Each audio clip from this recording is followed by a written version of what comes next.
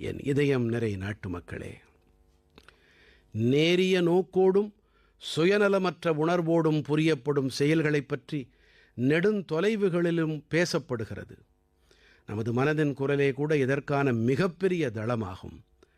நமது இத்தனை விசாலமான தேசத்திலே தொலைவான இடங்களிலும் கூட யாரோ ஒருவர் நல்ல பணியை ஆற்றுகிறார், கடமை உணர்வை தலையாயதாக கொண்டு செயல்படுகிறார் என்றால் அவருடைய முயற்சிகளை வெளிச்சம் போட்டுக் காட்ட இது மிகச் சிறப்பான மேடையாகும். அருணாச்சல பிரதேசத்தின் தீபக் நாபாம் அவர்கள் தனது சேவை வாயிலாக வித்தியாசமான எடுத்துக்காட்டை அளித்திருக்கிறார். தீபக் அவர்கள் இங்கே லிவிங் ஹோம் அமைப்பை நடத்தி வருகிறார். மனநோயாளிகள், உடல் பலவீனம் உடையவர்கள், வயதானோர் ஆகியோருக்கு இங்கே சேவை புரியப்படுகிறது. இங்கே போதைப்பொருள் பழக்கத்தில் சிக்கியவர்களும் கவனித்துக் கொள்ளப்படுகிறார்கள்.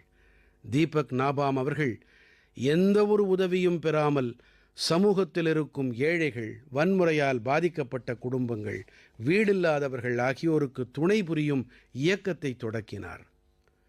இன்று இவருடைய சேவையானது ஒரு அமைப்பாக வடிவெடுத்திருக்கிறது. இவருடைய அமைப்புக்கு பல விருதுகள் கிடைத்திருக்கின்றன.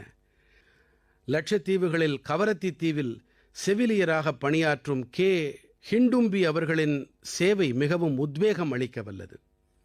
18 ஆண்டுகள் முன்பு அரசு பணியிலிருந்து ஓய்வு பெற்றாலும் இன்றும் கூட அதே கருணை, அதே அன்போடு அன்றுபோல் இன்றும் மக்களின் சேவையில் தன்னை ஈடுபடுத்தி வருகிறார்.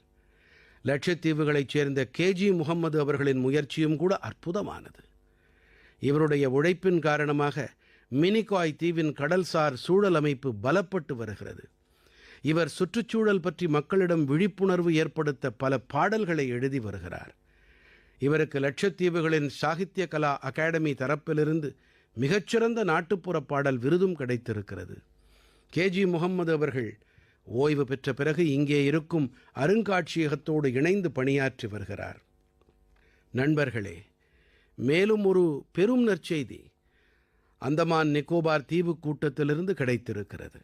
நிக்கோபார் மாவட்டத்தில் தூய்மையான தேங்காய் எண்ணெய்க்கு தற்போதுதான் GI டேக், புவிசார் குறியீடு கிடைத்திருக்கிறது. தயாரிப்போடு தொடர்புடைய பெண்களோடு இந்த எண்ணெயை ஒருங்கிணைத்து சுய உதவிக் குழுவாக ஆக்கி வருகிறார்கள். இவர்களுக்கு சந்தைப்படுத்தல் மற்றும் பிராண்டிங் துறைகளில் விசேஷ பயிற்சியும் அளிக்கப்பட்டு வருகிறது. நமது பழங்குடியின சமூகங்களுக்கு பொருளாதார ரீதியாக அதிகாரமளிக்கும் நோக்கில் இது பெரியதொரு அடியெடுப்பாகும். எதிர்காலத்தில் நிக்கோபாரின் தூய தேங்காய் எண்ணெய் உலகெங்கிலும் கொடிகட்டி பறக்கும் என்பதில் எனக்கு எந்த ஐயமும் இல்லை. மேலும் இதிலே மிகப்பெரிய பங்களிப்பு அந்தமான் நிக்கோபாரின் பெண்கள் சுய உதவிக் குழுவினுடையதாக இருக்கும்.